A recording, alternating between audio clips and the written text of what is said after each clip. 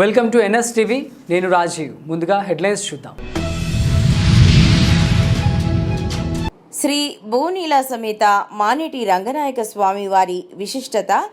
ఈ కార్యక్రమంలో ఆలయ ప్రధాన అర్చకులు శ్రీ గోవర్ధనగిరి మనోహరాచార్యులు, శ్రీ గోవర్ధనగిరి రాజకుమార్ ఆచార్యులు గారు మాట్లాడుతూ, స్థానిక కరీంనగర్ నీరుకుల్ల వేగుల గ్రామాల మధ్యలో మానేటి నదీ తీరాన వెరసిన శ్రీ మానేటి రంగనాయక స్వామి దేవస్థానం బ్రహ్మోత్సవాలలో 9వ రోజు పురస్కరించుకొని శేకటోత్సవం జరిగింది.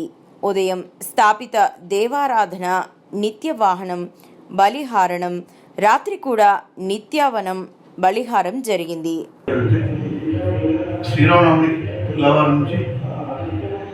నెక్స్ట్ డే నుంచి మనకి ప్రతిరోజు ఒక్కొక్క వాహనంతో ఒక్కొక్క ఊరేగింపు ఉంటుంది. గుడి చుట్టూ అనేక భక్తులు వస్తూ ఉంటారు.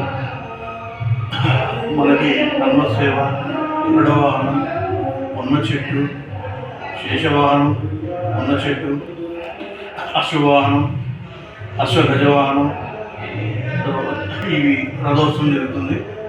మనకి అసలు ఈ శకటోత్సవం అంటే ఏంటి అనేది ఈ బ్రహ్మోత్సవంలో ఒక భాగం. ఈరోజు మనం ఎలాగైతే మన పుట్టినరోజు జరుపుకుంటామో, దేవుడు తన పుట్టినరోజుని ఒక 11 రోజులు జరుపుకోవాలనుకుంటున్నాడు మన ఊళ్ళో. అలాగే విత్ వాళ్ళ భార్యతో పాటు ఊరేగింపు జరగాలనుకున్నాడు. పాడి పంటలు అయిపోయి పొలాలు చేతికి అందిన తర్వాత అవి ఎట్లయితే కష్టపడతాయో ఆవులు పూర్వకాలం నుంచి ఎట్ల బండ్లు తిరిగేటి గుడి చుట్టూ. క్రమేపైన మన ఊర్లో పల్లెటూరులో కూడా ఎడ్ల బండ్లు కరువైపోయి ట్రాక్టర్లు. ఈరోజు మన గుడి చుట్టూ బండ్లు, కార్లు, ఎడ్ల బండ్లు, ట్రాక్టర్లు అన్నీ కూడా తిరిగాయి. ఇంట్లో ఏదైతే వాహనం ఉంటుందో వాహనంతో గుడి చుట్టూ తిరిగి వాళ్ళ వాహనానికి ఎటువంటి ఇబ్బంది కలగకుండా మన రంగనాయక స్వామి చూసుకుంటాడు. కాబట్టి దీన్ని బండ్లోత్సవం అంటారు. ఇది అయిపోయిన తర్వాత మనకి వేగులపల్లి ఊటూరు నుంచి గజవాహనం తయారు చేసుకొని వస్తారు. కరీంనగర్ జిల్లా కేంద్రంలోని విద్యాశాఖ అధికారి కార్యాలయ భవనంపై నుండి పడిన నైట్ వాచ్మెన్ గడప రవీందర్. ఈ సందర్భంగా సూపరింటెండెంట్ ఆఫ్ స్కూల్స్ నరసింహస్వామి ఎన్ఎస్టీవీతో మాట్లాడుతూ, గతంలో పనిచేస్తున్న వాచ్మెన్ రిటైర్ అవ్వడం వల్ల స్థానిక కట్టారాంపూర్ స్కూల్లో పనిచేస్తున్నటువంటి గడప రవీందర్ను డిప్యూటేషన్పై విద్యాశాఖ అధికారి కార్యాలయంలో నైట్ వాచ్మెన్గా విద్యాశాఖ నియమించిందని, ఈరోజు 12 గంటల ప్రాంతంలో కార్యాలయానికి వచ్చి తోటి ఉద్యోగులతో మాట్లాడాడని, కానీ ఎవరికీ చెప్పకుండా బిల్డింగ్ పైకి ఎక్కి అక్కడి నుండి కిందకు ప్రమాదవశాత్తు పడిపోయాడా, నిద్రలేక కింద పడిపోయాడా తెలియదని, కింద పడ్డ శబ్దం విని తోటి ఉద్యోగులు వచ్చి చూసేసరికి మరణించి ఉన్నాడని, తాము వెంటనే స్థానిక పోలీస్ స్టేషన్కు మరియు వెంటనే 108కు మరియు ఉన్నతాధికారులకు, కుటుంబ సభ్యులకు సమాచారం చేరవేశామని, పోలీసులు దర్యాప్తు చేస్తున్నారని, పూర్తి వివరాలు తెలియాల్సి ఉందని అన్నారు. మృతుడికి భార్య, 3 కుమారులు ఉన్నారు. ఈరోజు జిల్లా విద్యాశాఖ అధికారి కార్యాలయం కరీంనగర్లో మరి గడప రవీందర్ అనే వ్యక్తి మరి గత 6 నెలలుగా మరి జిల్లా విద్యాశాఖ కార్యాలయంలో నైట్ వాచ్మెన్గా పనిచేస్తూ ఉన్నాడు. మరి 6 నెలల క్రితం నర్సయ్య అనే వ్యక్తి 65 సంవత్సరాలు రిటైర్ అయిన తర్వాత లోకల్ పాఠశాలలు, స్థానిక పాఠశాల కట్రాంపూర్ నుంచి వెళ్ళి ఈయనను నైట్ వాచ్మెన్గా విధులు నిర్వహించుకోవడానికి మరి మా జిల్లా విద్యాశాఖ అధికారి కార్యాలయానికి విదేశమే తీసుకోవడం జరిగింది. మరి 6 నెలలుగా బాగానే పనిచేస్తున్నప్పటికీ మరి ఈ రోజు 12 గంటల ప్రాంతంలో కార్యాలయానికి వచ్చి ఆ సహచరులతో వాళ్ళందరితో మాట్లాడుతూ మరి పైకి ఎక్కి మరి సడన్గా పడిపోయాడా, జారిందా, లేకుంటే నీళ్ళ ట్యాంక్ చూడడానికి పోయిందా తెలియకుండానే మరి ఒక పెద్ద శబ్దంతో మరి కింద పడిపోయినట్టుగా మన వాళ్ళు గమనించారు. అక్కడే ప్రత్యక్ష సాక్షులు ఉన్నారు. అక్కడ తానూరు మండలంలోని బోరిగాం గ్రామంలోని బాలాజీ ఆలయం అభివృద్ధి కొరకై, దేవాలయ పునర్నిర్మాణం కొరకు మరియు రోడ్డు నిర్మాణం కొరకు రాష్ట్ర ప్రభుత్వం ₹1 కోటి పైగా నిధులు విడుదల చేసింది. ఇట్టి అభివృద్ధి పనులను ఈరోజు ముధోల్ నియోజకవర్గం కాంగ్రెస్ పార్టీ ఇన్ఛార్జ్ మాజీ ఎమ్మెల్యే శ్రీ బోస్లే నారాయణరావు పటేల్ గారు బోరిగాం గుట్ట రోడ్డు నిర్మాణం పనుల నాణ్యతను పరిశీలించారు. గుట్ట మీద పురాతనమైన Balaji temple, Vithal Rukmai temple, Saibaba temple ఎప్పటి నుంచో ఇక్కడ శీతలావస్థలో ఉంది. గతంలో సదాశివ్ పటేల్, మా చంద్రకాంత్, నేను శాసనసభ ఉన్నప్పుడు ఇక్కడ కరెంటు, డ్రైను, మంచినీటి సౌకర్యాలు అప్పుడు ఏర్పాటు చేయడం జరిగింది. మరి ప్రభుత్వం కాంగ్రెస్ పార్టీ వచ్చిన తర్వాత సమానత్వ భావంతో అన్ని టెంపుల్లో అభివృద్ధి చేయాలని ఈ టెంపుల్కు, మహాలక్ష్మి టెంపుల్కు, బాలాజీ టెంపుల్కు 18,50,000, 15,70,000 ఎండోమెంట్ ద్వారా ఇప్పించి టెండర్ పిలిపించడం జరిగింది. అంతేకాకుండా ఇక్కడ భజన మండలి వాళ్ళు ఎక్కువ ఉన్నారు. ఆ భజన మండలికి కూడా 10 లక్షల రూపాయలు ఆ కమిటీకి నామినేషన్ పైన ఇవ్వడం జరిగింది.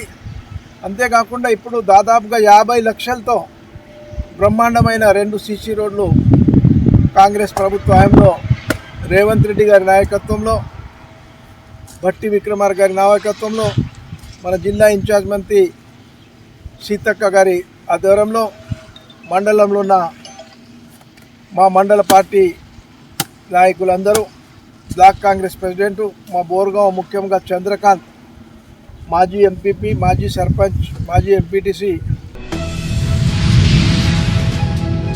తిరుమలపై తప్పుడు ఫేక్ ప్రచారాలతో మతపరంగా రాజకీయం చేద్దామనుకుంటున్న వారిపై కేసులు పెడుతున్నామని హోంమంత్రి తెలియజేశారు.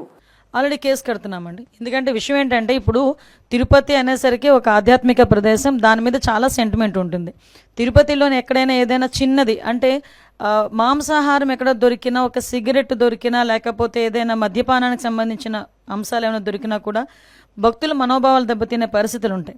అటువంటి సిచ్యువేషన్స్లో ఒక అబద్ధపు ప్రచారాన్ని నిజం చేయడానికి వాళ్ళు చేస్తున్న ప్రయత్నాలు, సాక్షాత్తు ఇంతకుముందు ఆ తిరుమల తిరుపతి దేవస్థానం చైర్మన్ చేసిన వ్యక్తి బయటకు వచ్చి ఆ తిరుమల తిరుపతి దేవస్థానం తాలూకా ప్రాధాన్యత, దాని తాలూకా సెంటిమెంట్ తెలిసిన వ్యక్తిగా ఆయన అటువంటి కామెంట్స్ చేసేటప్పుడు ఆయన సెన్స్ పనిచేయాలి, చిత్తశుద్ధితో ఉండాలి. ఎందుకంటే ఇది దేవుడితో కూడుకున్న వ్యవహారం, దేవుడికి సంబంధించిన వ్యవహారం. ఇప్పుడు ఏదో మత సంబంధించిన ఘర్షణలు తీసుకురావాలి, ఎక్కడో law and order issues create అవ్వాలి కాబట్టి ఈ రకంగా మనం చేయటం. ఇంతకుముందు మీకు తెలుసు ఒక పింక్ డైమండ్ అని చెప్పి ఒక రకమైన దుష్ప్రచారం చేశారు. అరే అసలు పింక్ డైమండే లేదు అని చెప్పి ఆర్కియాలజీ డిపార్ట్మెంట్ వాళ్ళు కూడా బయటకు వచ్చి చెప్పే పరిస్థితి వచ్చింది. అంటే ఏదో రకంగా తిరుమల తిరుపతి దేవస్థానం అంటే ప్రజల సెంటిమెంట్, దాని మీద ఒక బురద జల్లితే గవర్నమెంట్కి చెడ్డ పేరు వస్తుంది, దానివల్ల పూలన మత ఘర్షణలు తీసుకురావచ్చు అని ఒక దురాలోచనతో వాళ్ళు చేస్తున్న కామెంట్స్ తప్పించి వీటిలో నిజం లేదు అని నిన్న నిజాలు ఈవో శ్యామలారావు గారు చాలా క్లియర్గా చెప్పారు. బజార్ హత్నూర్ మండల కేంద్రంలో గల రైతు వేదికలో ఏర్పాటు చేసిన కళ్యాణలక్ష్మి చెక్కుల పంపిణీ కార్యక్రమానికి ముఖ్య అతిథిగా బోధ్ ఎమ్మెల్యే అనిల్ జాదవ్ హాజరై మండలంలోని ఆయా గ్రామాలకు చెందిన 42 మంది లబ్ధిదారులకు 1,116 చొప్పున చెక్కులను అందజేశారు.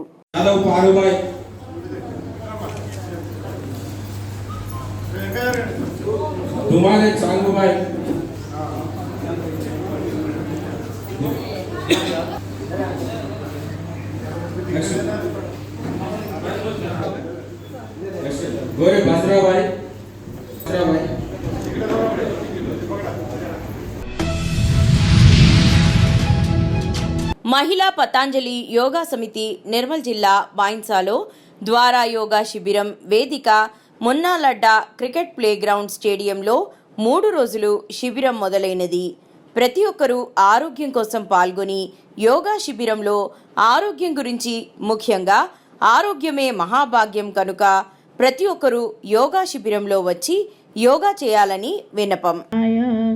దీపక్ జ్యోతి నమస్తుతే, దీప జ్యోతి పరబ్రహ్మ, దీప జ్యోతి జనార్దన, దీప జ్యోతి హర్తు మే పాపం, దీప జ్యోతిర్నమస్తుతే.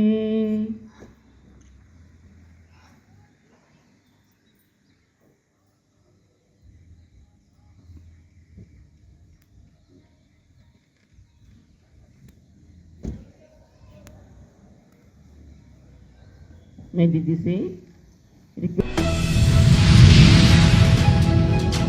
మేడం మమ్మల్ని టార్చర్ చేస్తుంది. స్నానం చేస్తుంటే ఫోటోలు తీసి ఎవరికెవరికో పెడుతుంది. చదవకపోతే గొంతు పట్టుకొని పైకి లేపుతుంది అంటూ ఆవేదన వ్యక్తం చేస్తున్న విద్యార్థినులు. నాగర్ కర్నూలు జిల్లా నాగునూలులో 10 రోజుల క్రితం ఇంగ్లీష్ టీచర్ కళ్యాణి వేధింపులు భరించలేక చేయి కోసుకొని 9వ తరగతి విద్యార్థిని యామిని ఆత్మహత్యా యత్నం. 10 రోజులైన టీచర్పై ఎలాంటి చర్యలు తీసుకొని అధికారులు. దాదాపు 3 గంటల నుంచి తరగతులను బహిష్కరించి ధర్నాకు దిగిన విద్యార్థినులు. ఇంగ్లీష్ టీచర్ కళ్యాణిని సస్పెండ్ చేసే వరకు తాము ఎట్టి పరిస్థితుల్లోనూ క్లాసుల్లోకి వెళ్లమని తినకుండా ఎండలో కూర్చొని నిరసన తెలుపుతున్న విద్యార్థినులు.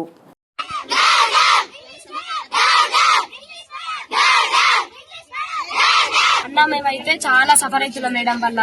ప్రతిసారి ఎవరి మీద కోపం తీసుకొచ్చి మా పైన చూపిస్తుందో లేకపోతే మా మీద కోపం మా పైన చూపిస్తుందో తెలియదు. కానీ మేడం వల్ల మాత్రం మేము చాలా సఫర్ అవుతున్నాము. మేడం మాత్రం మమ్మల్ని అందరినీ ఫుల్ టార్చర్ చేస్తుంది. ఫుడ్ విషయంలో గానీ, స్టడీ విషయంలో గానీ, ఏ విషయంలో సరే. స్నాక్స్ బెల్ కొడుతుంది, అట్లా ఆడ స్నాక్స్ బెల్ కొడతా, స్నాక్స్ పెట్టుకుంటే స్టడీ బెల్ కొడుతుంది. స్టడీ వరకు రాని వాళ్ళని ముక్కు చెంపలేపిస్తుంది. మేము స్టడీ చేయడానికి వచ్చినాం కానీ ఇంత టార్చర్ అవ్వడానికి అయితే మేము రాలేదు. మా పేరెంట్స్ మమ్మల్ని జస్ట్ ఇక్కడ మేడం వాళ్ళు మేము ఎట్లా చూసుకుంటామో మేడం వాళ్ళు అట్లా చూసుకుంటారు కదా, మా పిల్లలకు భవిష్యత్తు బాగుండాలి కదా అని ఒక్క కారణం మీద వేసిపోతారు.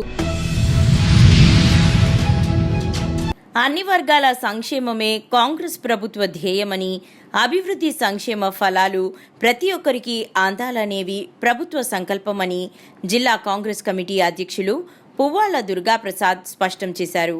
మంగళవారం జిల్లా కాంగ్రెస్ కార్యాలయం సంజీవరెడ్డి భవనంలో ఇచ్చిన మాట ప్రకారం ప్రతి ఒక్క హామీను నెరవేరుస్తూ కాంగ్రెస్ అంటేనే ప్రజాప్రభుత్వం అని నిరూపిస్తున్న ప్రభుత్వానికి ముఖ్యమంత్రి రేవంత్ రెడ్డికి, ఉప ముఖ్యమంత్రి భట్టి విక్రమార్కకు, మంత్రులు తుమ్మల నాగేశ్వరరావుకు, పొంగులేటి శ్రీనివాసరెడ్డి, రాష్ట్ర మంత్రి మండలి సభ్యులు అందరికీ ఖమ్మం కాంగ్రెస్ తరపున ప్రత్యేక ధన్యవాదాలు తెలియజేస్తూ వారి చిత్రపటాలకు పాలాభిషేకం చేసి మిఠాయిలు పంచి బాణాసంచా కాల్చి సంబరాలు నిర్వహించినారు.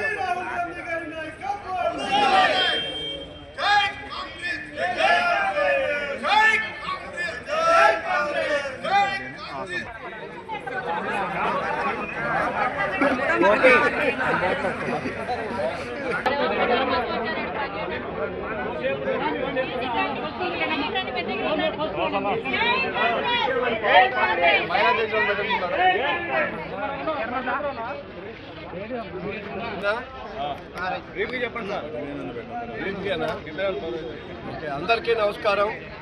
ఈరోజు చాలా సంతోషకరమైనటువంటి రోజుగా, చరిత్రలో లిఖించబడినటువంటి రోజుగా, నిన్న అంబేద్కర్ జయంతి సందర్భంగా రాష్ట్ర ప్రభుత్వం ఒక చారిత్రక నిర్ణయాన్ని తీసుకొని దాన్ని పూర్తిగా అమలుపరుస్తూ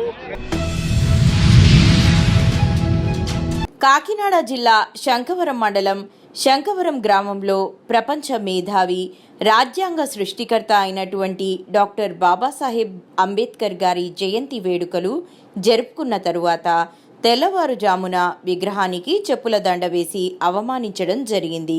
వారు ఎంతటి వారైనా, ఏ కులం వారైనా ఇటువంటి విస్తర్యకు పాల్పడిన వారిని ఈ విషయంలో అలసత్యం జరగకుండా ఫాస్ట్ కోర్ట్ ద్వారా లేదా దోషులను వెంటనే శిక్షించాలని Ramavaram Ambedkar colony NH-16 road పక్కన గల రోడ్డుపై బైఠాయించి దళిత నాయకులు, బహుజన సమాజ్ పార్టీ జగ్గంపేట ఇన్ఛార్జ్ జుత్తూక నాగేశ్వరరావు, గ్రామస్తులు, యువకులు, జై భీమ్ యూత్ సభ్యులు వచ్చిన ఈ రోజు ధర్నా నిర్వహించడం జరుగుతుంది.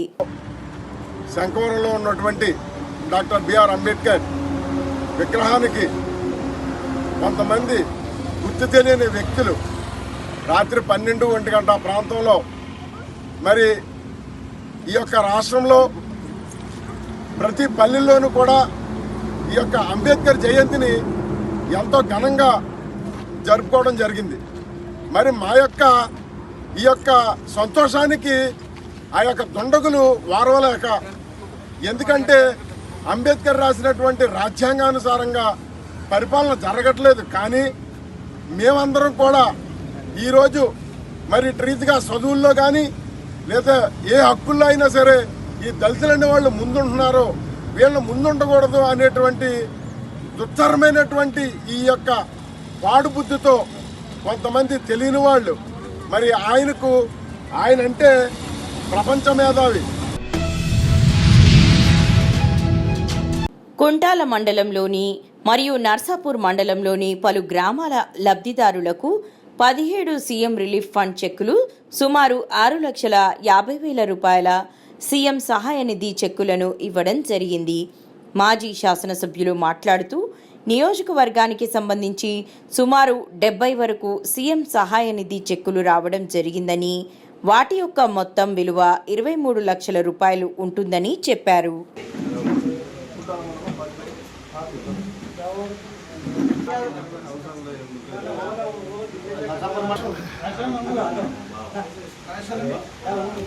ఇటు చూడు.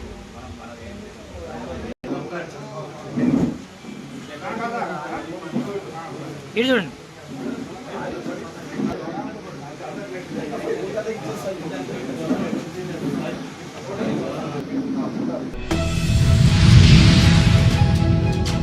ఈ నెల 27న వరంగల్లో జరగబోయే బీఆర్ఎస్ అధినేత కేసీఆర్ గారి సభను ఘనంగా నిర్వహించేందుకు కోరుట్ల ఎమ్మెల్యే డాక్టర్ సంజయ్ పట్టుబట్టలు కట్టారు. బుధవారం రోజున కోరుట్ల పట్టణంలోని బీడీ కార్మికులను, టేకేదారులను, వివిధ కుల సంఘాల ప్రతినిధులను ఎమ్మెల్యే స్వయంగా కలిసి సభా ఆహ్వాన పత్రాలు అందజేశారు. సో పర్సనల్గా మీ అందరి ఆశీర్వాదం కావాలి. బీడీ పెన్షన్ రాష్ట్ర ప్రభుత్వం ఇచ్చిన ఏకైక రాష్ట్ర ప్రభుత్వం మన కేసీఆర్ గారు. అండ్ ఇంకొకటి బాధాకరమైన జై తెలంగాణ, జై తెలంగాణ, కేసీఆర్ గారి నాయకత్వం. మంచి ఉండాలి నీకున్న సార్ ఉన్నప్పుడు. జగిత్యాల జిల్లా ఇబ్రహీంపట్నం మండలం వర్షకొండ గ్రామానికి చెందిన మెండే చిన్నముత్తన్న అనారోగ్యంతో బాధపడుతూ 6 మార్చి తేదీ గురువారం రోజున తుది శ్వాస విడిచిన విషాదకర సంఘటన చోటు చేసుకుంది. ఆర్థిక పరిస్థితి దయనీయంగా ఉండడంతో ఆసుపత్రికి కూడా వెళ్లలేని పరిస్థితిలో ఉన్న ముత్తన్న వారం రోజుల పాటు మంచానికే పరిమితమయ్యాడు.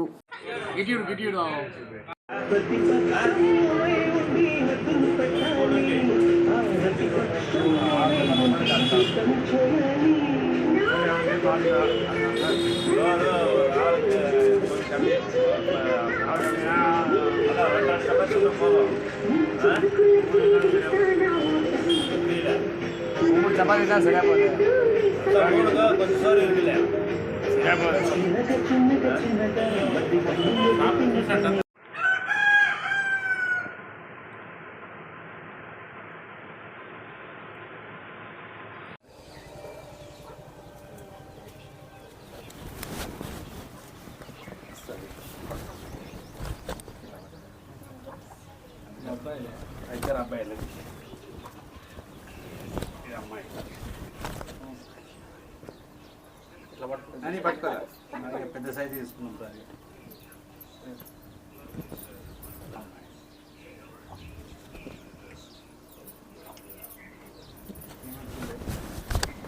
తీసుకోండి. ఇవి ఎట్లా సార్?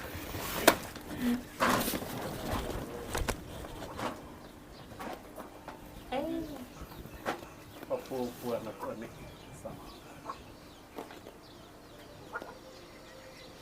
ఓకేనా?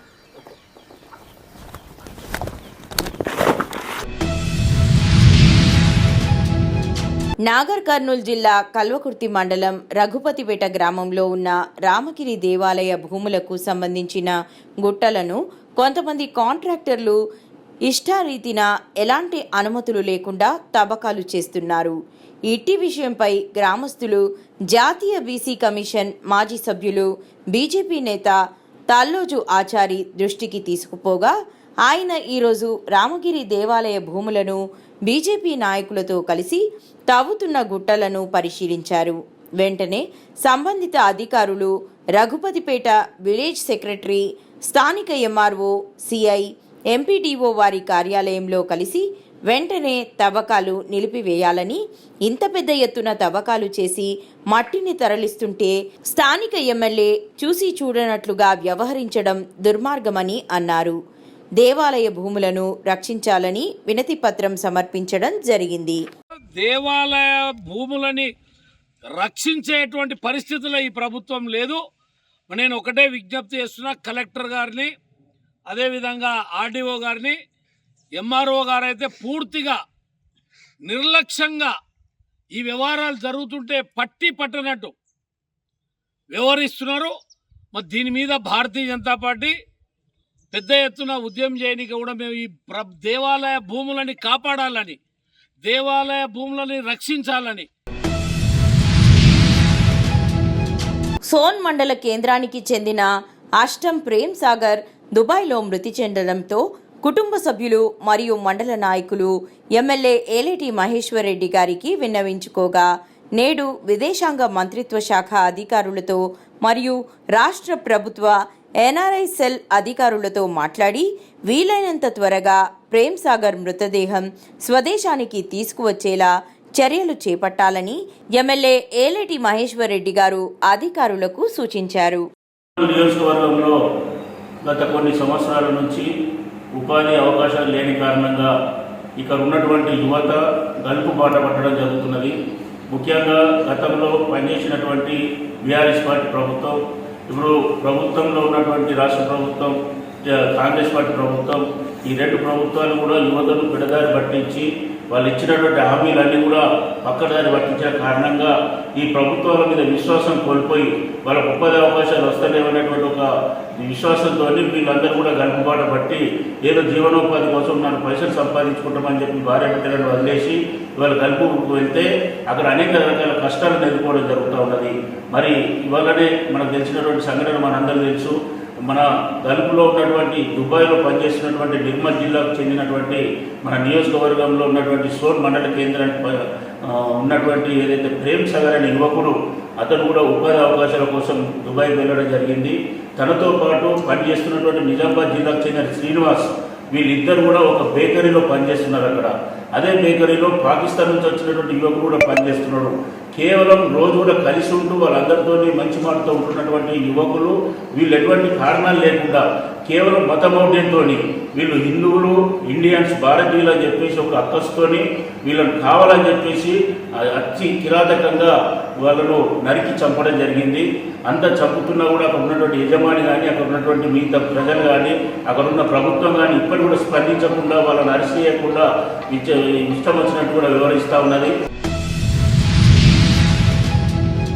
అంబేద్కర్ జయంతి సందర్భంగా ర్యాలీలో యువకులు, మహిళలు ఘనంగా పాల్గొన్న కార్యక్రమంలో సాయిలు, మైసేకర్ అశోక్, చంద్ర, డోంగ్రే మిలింద్, యువజన సీనియర్ నాయకులు, ఏఎస్పీ అవినాష్ కుమార్, పోలీస్ బృందం సహకరించారు.